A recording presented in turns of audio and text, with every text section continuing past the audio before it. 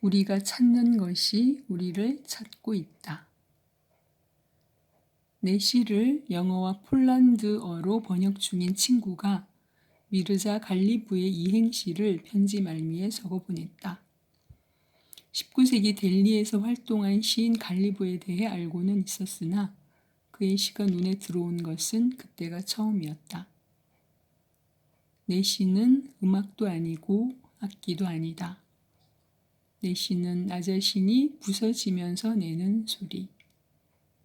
짧은 시에 담긴 무언가가 가슴에 와닿았다. 시는 희망과 환희의 노래일 때도 있지만 마음과 존재가 무너지고 부서질 때 내는 소리일 때도 있다. 그 소리가 크면 시를 읽는 우리의 마음도 크게 울린다. 갈리브는 인도 무굴 제국의 마지막 시인으로 주로 우르두어로 시를 써서 역사상 가장 뛰어난 우르두어 시인으로 꼽힌다. 그러고는 한참을 잊고 지냈는데 여행 중에 산 엽서들을 정리하다가 아라베스크 풍의 장식 무늬가 있는 둥근 지붕 위로 비둘기들이 날아오르는 사진 한 장을 발견했다. 그 아래에 이행시가 적혀 있었다. 모든 것 속에 당신이 있으나 그 어떤 것도 당신과 같지 않네. 역시 갈리브의 시였다. 터키석 박힌 대리석 건물이 인상적이어서 산 것인데 갈리브의 시를 그제야 읽게 되었다. 누군가를 사랑할 때면 눈에 보이는 사물과 풍경들이 사랑하는 이를 떠올리게 한다. 흔들리는 꽃나무, 바람의 향기, 새벽에 하얗게 사라져가는 별들도. 그러나 어떤 것도 사랑하는 이의 부재를 채워주지는 못한다. 사랑하는 이를 대신할 만한 것은 이 세상에 아무것도 없다. 신에 대해서도 마찬가지이리라. 언제 샀는지도 잘 기억나지 않는 엽서였다. 그로부터 얼마 후 명상 잡지 샴발라선을 넘기던 중 갈리브의 또 다른 이행시가 눈에 들어왔다. 새들을 허공에 날아가게 하라.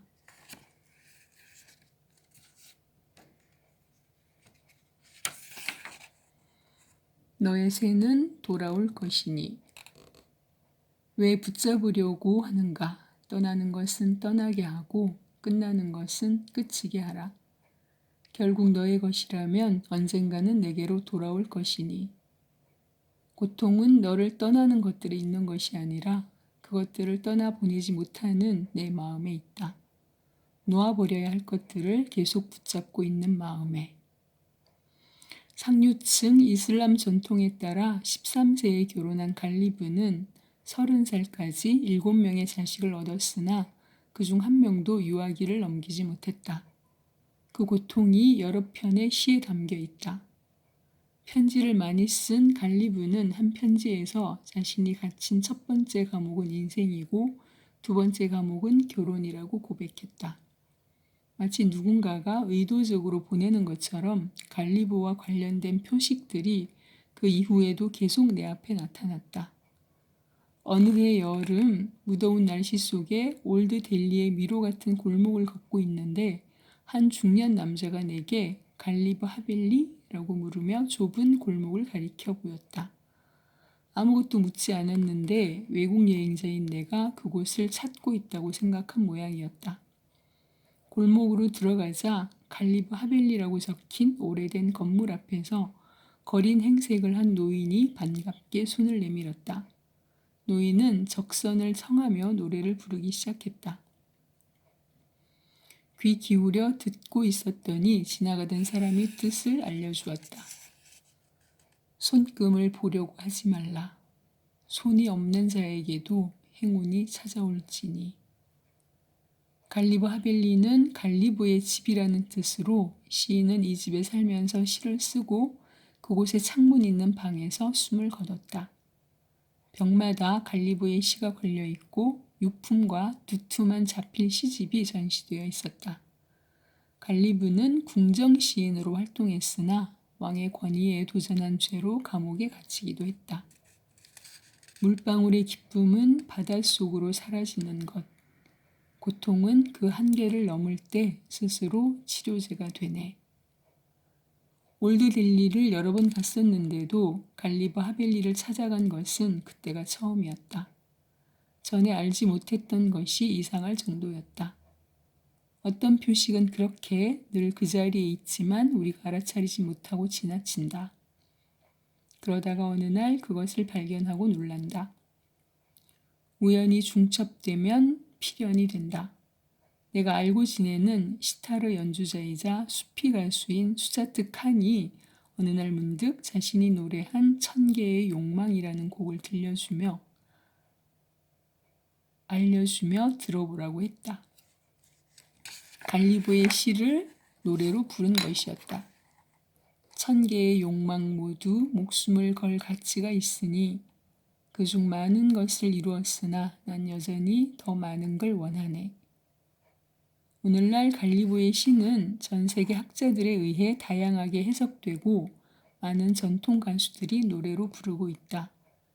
그러나 당신은 그의 시와 행동을 이해하는 사람이 소수였으며 늘 세상의 많은 오해와 비난 속에서 살아야 했다.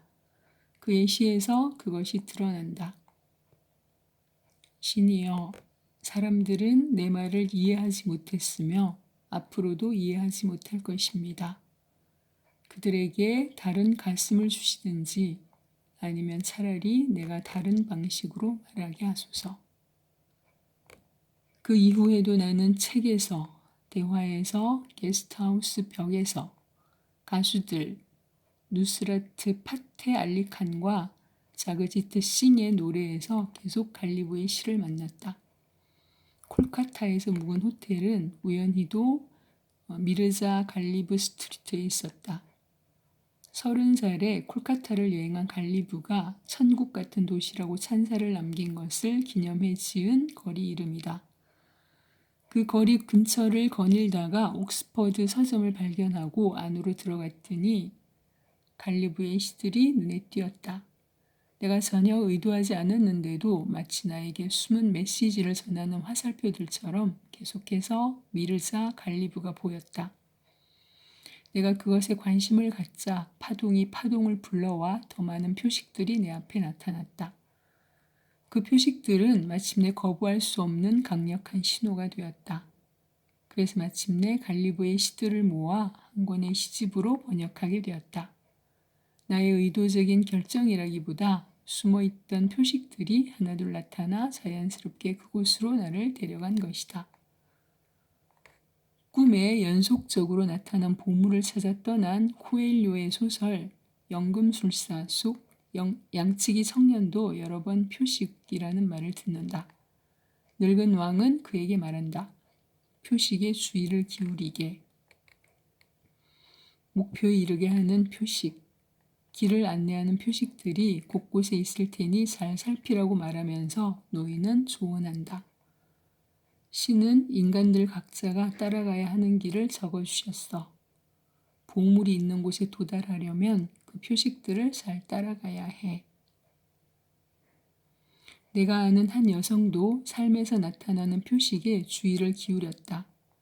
친구가 선물한 알파카 털실로 짠 겨울 모자에서, 거리 축제에서 우연히 만난 남미 원주민들의 춤에서, 텔레비전, 다큐멘터리와 여행 작가의 책갈피 속에서, 그리고 계속되는 신기한 일들에서 표식이 계속 발견되었다.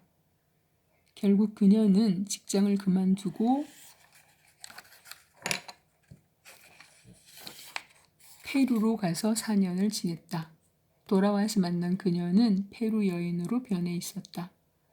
바라던 인생을 발견한 듯 정신까지 야생의 싱그러움을 드러내고 있었다. 지금도 그녀는 표식들을 따라 신이 적어놓은 자신의 길을 발견해 나가는 중이다. 나는 그 표식을 공개된 비밀이라고 부른다. 모두에게 공개되어 있으나 아직 그것을 볼 수 없는 사람에게는 비밀인 채로 남아있기 때문이다. 이것이 신이 우리에게 메시지를 보내는 방식이라고 나는 생각한다. 사실 그것은 숨겨져 있지 않다. 단지 우리가 현실 속에서 불필요한 것들에 너무 많이 시선을 빼앗기고 있어서 못 보고 지나치는 것일 뿐. 나를 떠나면서 당신은 세상의 끝날에 우리가 만날 것이라고 말했다. 얼마나 재치 있는 농담인가. 마치 세상의 끝날이 다른 날인 것처럼. 사랑하는 이가 떠나는 날이 곧 세상의 끝날이 아니겠는가. 미르자 갈리브의 시 번역만이 아니다. 내가 삶에서 이룬 대부분의 중요한 일들은 내 앞에 나타난 일련의 표식들로 인해 이루어진 일들이었다. 표식들을 놓치지 않고 믿고 따라가다 보면 반드시 답이 얻어졌고 그 경우에는 세속적인 성공에 관계없이 결과가 다 좋았다. 오히려 머리로 만든 계획이 정작 내가 살아야 할 삶을 방해할 때가 더 많았다. 크나큰 계획은 언제나 나의 의지나 계획을 넘어서 있었다. 시인 루미는 말한다. 그대가 사랑하는 것이 그대를 끌어당길 것이다. 그것을 말없이 따라가라. 그대는 길을 잃지 않을 것이다. 저 또한 이 문장 읽으면서 제가 책을 내게 된 과정이 떠올랐습니다. 제가 너무 사랑하는 일들이 책 읽는 거였고 또 글쓰기였는데요. 제가 여러 이름들에서 놓여나서 자유로운 삶이 됐을 때 그냥 너무나 자연스럽게 그것들이 저를 끌어당겼거든요. 그래서 끌어당기는 대로 끌려가다가 여기까지 오게 된 것 같습니다. 그리고 요즘 저는 얼마 전부터 또 새로운 표식들을 자꾸 이 글을 읽으면서 저한테도 나타난 그 표식들에 대해서 저도 생각이 되는데요.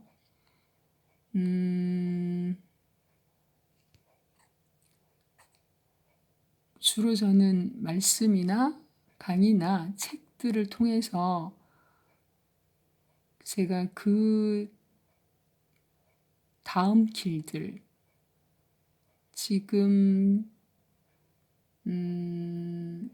가고 있는 길 또는 지금까지 걸어온 길을 잇는 새로운 길들에 대한 그것들을 안내하고 그것들을 바라보도록 이끄는 혹은 지금 가고 있는 길들에 대해서 제 부족함이나 부족한 용기나 능력이나 이런 것들에 대한 제 주춤거림이나 망설임들에 대해서 다독이고 그래도 가봐 끝까지 가봐 갈 수 있을 거야 이렇게 다독여주고 그 마음들을 조금씩 더 굳건하게 해줘서 용기를 가지고 가게 되는 발걸음을 내딛게 만드는 그리고 그 다음 길을 또 바라보게 만드는 그런 표식들을 제가 만나고 있거든요.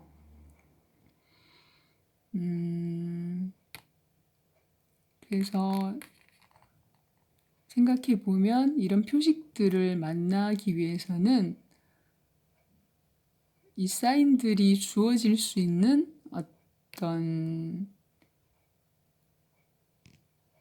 어떤 것들을 제가 계속 만나야 하는 그런 액션을 계속해 나갈 때 그것들을 만날 수 있거든요. 강의를 듣는다든지 말씀을 읽는다든지 책을 읽는다든지 그런 액션이 없으면 그리고 새로운 길, 그 다음 길들에 대한 관심이나 호기심이 없이 그냥 삶에 철퍼덕 주저앉아만 있어서는 이런 사인들을 만날 수 없다는 생각이 듭니다. 그래서 저도 계속 이런 얼마 전부터 만나고 새롭게 만나고 있는 이런 사인들에 대해서 정리가 되면 초고의 형태로 쓰여져서 한 꼭지가 되지 않을까라는 생각이 지금 드는데요.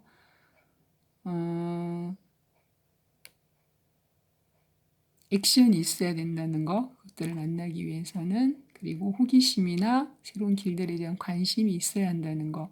제 경우에는 그렇게 정리가 되는데 여러분들은 어떠세요? 계속 읽어볼게요. 신이 배치해둔 표식 것들에 귀를 기울이라. 그러면 길을 발견할 것이다. 나무에 새겨진 표시를 따라 방향을 정하듯 불분명하게 뒤엉킨 삶의 미로 속에서도 길을 잃지 않을 것이다. 일상 속 어디에나 타인과의 대화나 꿈속에도 삶의 방향을 가리키는 작은 표지판들이 있다. 모두가 그것을 발견하는 것은 아니다.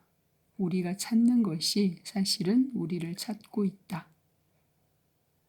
우리가 찾는 것이 사실은 우리를 찾고 있다. 표식들을 발견하지 못하고 이미 길들을 지나쳐 왔다면 잠시 한적한 숲의 어느 나무 아래서 눈을 감고 뒤돌아보라. 당신이 여행한 어느 골목, 어느 지점에선가 당신의 시선을 붙잡으려고 기다리던 어떤 표식이 떠오를지 모른다. 당신의 삶을 변화시켰을지도 모를 무심코 나눈 대화 속 한 단어, 우연히 넘긴 책의 한 구절이 삶이 당신에게 말을 걸어왔을 때가. 꽃들은 세상의 구경거리를 감상하는 법을 가르쳐주네. 모든 색깔을 알아차리려면 눈을 뜨고 있어야 한다고. 갈리브라는 시인은 이렇게 표현하시네요. 모든 색깔을 알아차리려면 눈을 뜨고 있어야 한다고. 같은 맥락의 얘기인데 저는 좀 전에 그것들을 발견할 수 있는 액션이 계속해서 있어야 한다는 다른 표현으로 이 얘기를 한 것 같습니다. 나날의 삶 속에서 표식을 발견하는 것이 영성이다. 여러 가지 일을 겪으며 표식들을 따라가면 언젠가는 해답에 이른다. 그리고 그 표식들은 내가 올바른 길을 가고 있음을 재확인해 준다. 예기치 않은 표식들은 우리를 가슴 뛰게 만든다. 가슴이 그 번갯불 같은 표식들과 접촉하도록 허락할 때 새로운 운명이 열린다. 가슴이 그 번갯불 같은 표식들과 접촉하도록 허락할 때 새로운 운명이 열린다. 갈리브는 썼다. 번개는 나에게 쳤어야 한다. 이렇게 이 책은 끝이 나는데요. 그 다음에 에필로그가 한 꼭지 남아있는데 에필로그도 여러분들과 함께 나누고 싶은 얘기여서 읽어드리겠습니다. 제가 이분 처음 책 읽었던 하늘 호수로 떠난 여행이라는 책 제목이 생각나는데 제목이 하늘 호수로부터의 선물입니다. 한 이란 상인이 인도로 긴 출장을 가게 되었습니다. 그는 마음씨 좋은 사람이었기 때문에 떠나기 전에 가족과 점원들을 모두 불러 인도에서 원하는 물건이 있으면 선물로 사다 주겠다고 약속했습니다. 그러자 각자 옷과 향신료와 장신구 등 갖고 싶은 것을 말했습니다. 상인이 운영하는 상점에는 사랑스러운 앵무새가 한 마리 있었습니다. 앵무새는 아름다울 뿐 아니라 영리해서 말을 유창하게 할 줄 알았습니다. 손님들과 날마다 얘기를 주고받고 노래를 불렀으며 덕분에 가게가 나날이 번창했습니다. 그래서 상인은 앵무새를 친한 친구처럼 여겼으며 정원이 내다 보이는 창가에 예쁜 새장을 걸어놓고 맛있는 먹이를 주었습니다. 상인은 앵무새에게도 원하는 것이 있으면 인도에서 구해다 주겠다고 말했습니다. 그래서 앵무새는 선물을 거절하며 한 가지 소원을 이야기했습니다. 인도의 어느 장미숲에 가면 내 친구 앵무새들이 살고 있습니다. 나도 그들과 함께 숲에서 살다가 새 장수에게 잡혀 이곳에 오게 되었지요. 그 앵무새들을 만나면 이 말을 전해주세요. 나는 큰 도시의 멋진 세상 안에서 주인의 사랑을 듬뿍 받으며 살고 있어. 노래를 뽐내면서 맛있는 음식을 즐기고 있지. 하지만 너희처럼 하늘을 날진 못해. 나도 너희와 함께 장미숲에서 자유롭게 살고 싶지만 갇힌 신세라서 그럴 수가 없어. 그러니 너희가 싱그러운 나무들 위를 날고 즐겁게 꽃향기를 맡을 때마다 세상 속의 나를 꼭 기억해주면 좋겠어. 라고 말이에요. 상인은 앵무새가 하는 모든 말을 귀 기울여 듣고 꼭 그렇게 하겠다고 약속했습니다.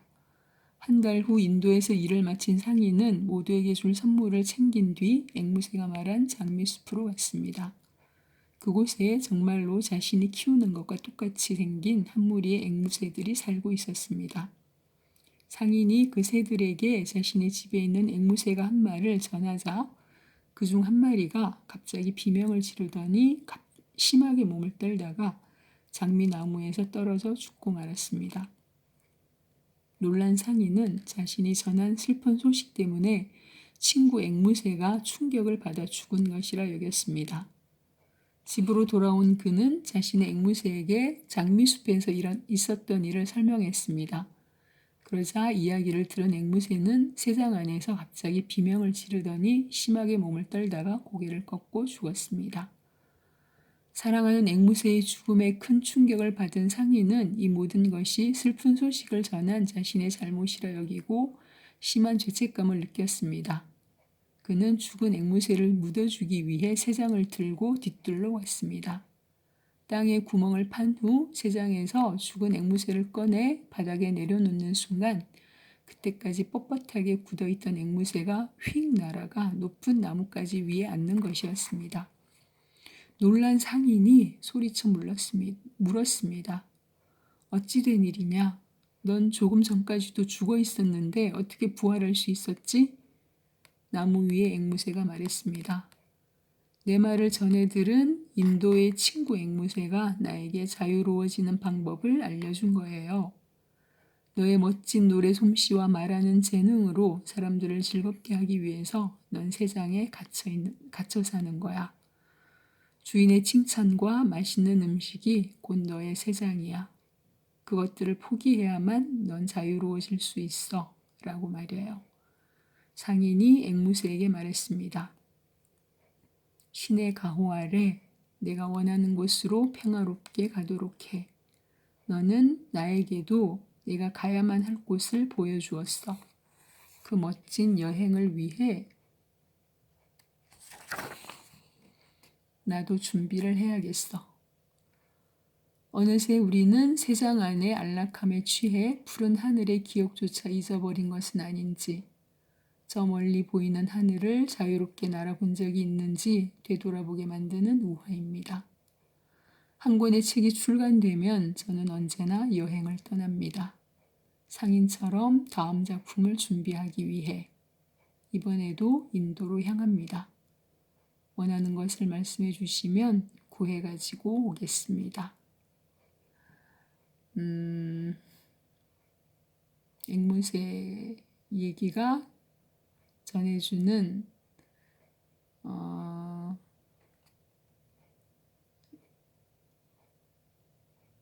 에필로그를 통해서 또 새롭게 자극을 받게 되는데요.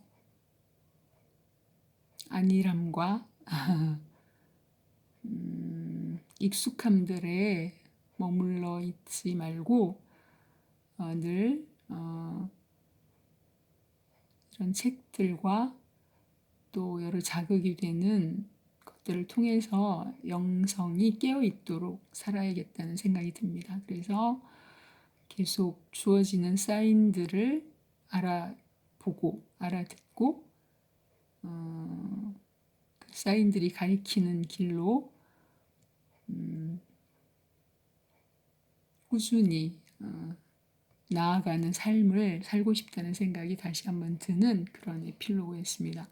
에필로그를 이렇게 쓸 수도 있구나라고 이 에필로그를 통해서 저는 또 어떤 경험의 지평을 또 넓히는 그런 시간이기도 합니다. 이렇게 류시환 시인의 좋은지 나쁜지 누가 아는가는 이렇게 끝내겠습니다. 다음 시간부터는 잠시만요. 이 책, 이 책 여러분들 들어보셨죠? 걷는 사람 하정우.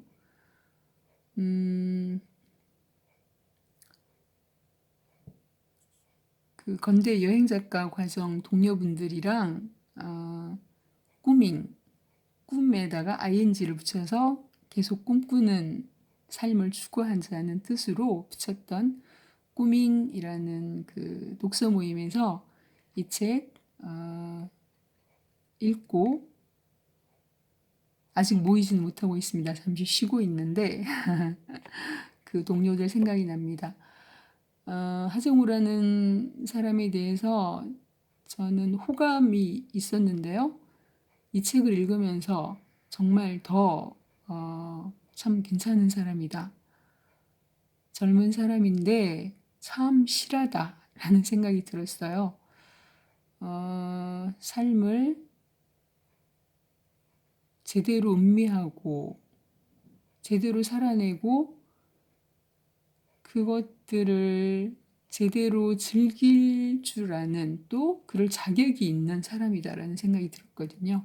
여러분들도 들어보시면 하정우라는 배우에 대해서 배우라고 한정 지을 수 없는 이 사람이 가진 더 넓은 지평의 여러 면들을 또 발견할 수 있을 거라고 생각이 됩니다. 다음 시간부터 함께 읽기로 하겠습니다. 기대해 주세요. 함께 해주셔서 감사합니다.